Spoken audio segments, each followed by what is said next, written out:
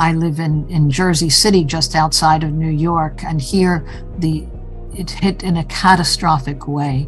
Nursing homes really had refrigeration trucks outside for all the bodies. You had nurses, doctors working without any of the needed equipment, including having to use shower caps and ponchos and bandanas to cover themselves. I mean, there were just no provisions that existed even in U.S. storage. They had to take emergency supplies from China even while attacking China.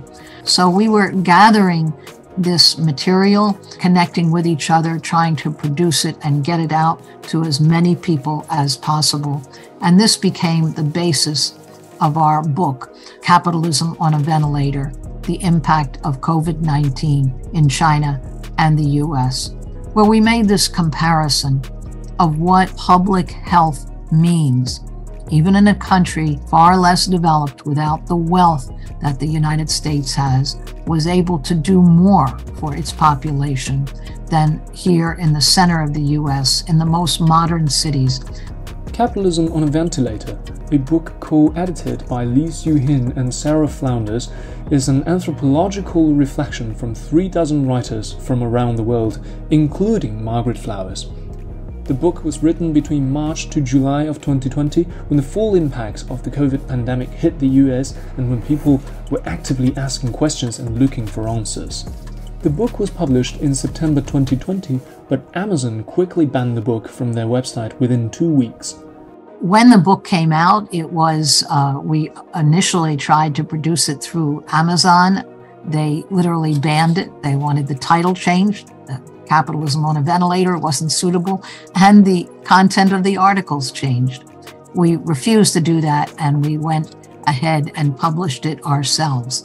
We fought against the Amazon ban by filing appeal to their ban, but they are too arrogant to even talk to us seriously.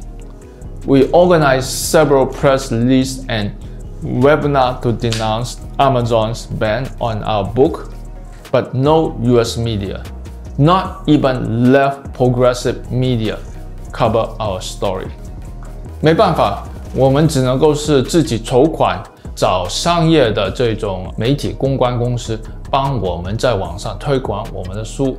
其中有一家叫做 businesswire.com， 是美国最大的一个网络信息媒体推广的一个公关平台。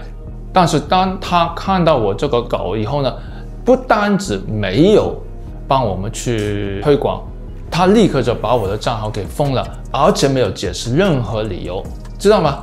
这个 Business Wire 老板呢，就是 Berkshire Hathaway 公司巴菲特拥有的。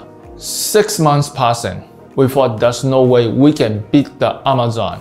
Suddenly, in one day, we found China pick up our story on early March 2021.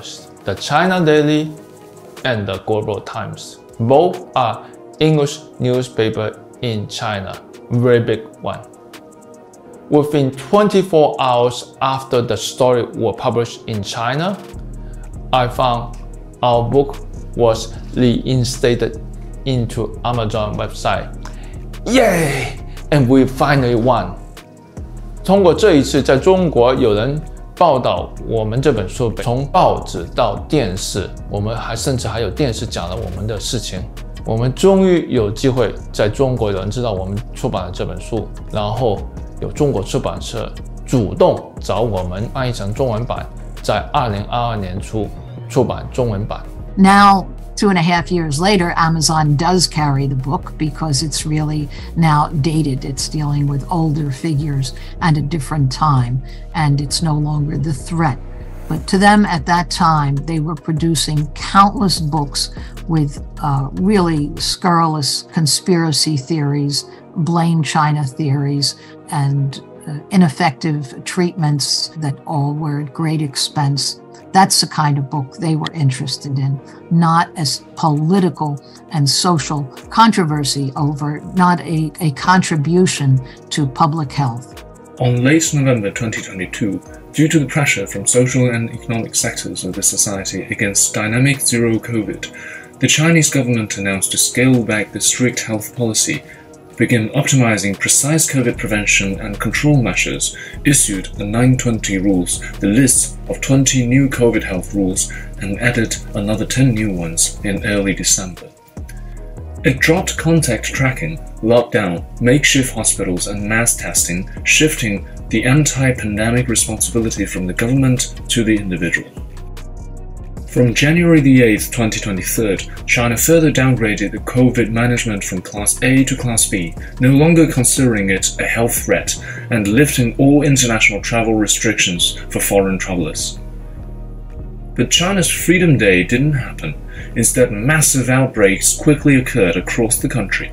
However, unlike Western world, China has a very strong social support network organized by the Communist Party of China from the top to the street level, including medical workers, volunteers, business, and neighborhood committees. They responded to the local residents' appeals, gave up holidays to work overtime taking care of patients, and coordinating medicines to reach the patients, working tirelessly and sacrificing everything for the people. Many of them have been infected and continue working despite their own fevers. While one can argue the timing and the wisdom of the Chinese government's decision, everyone should agree, for the past 3 years China has saved millions of lives and protected a quarter of world population from the COVID, and its economy has done better than the US, something historically unprecedented on the fight against deadly virus.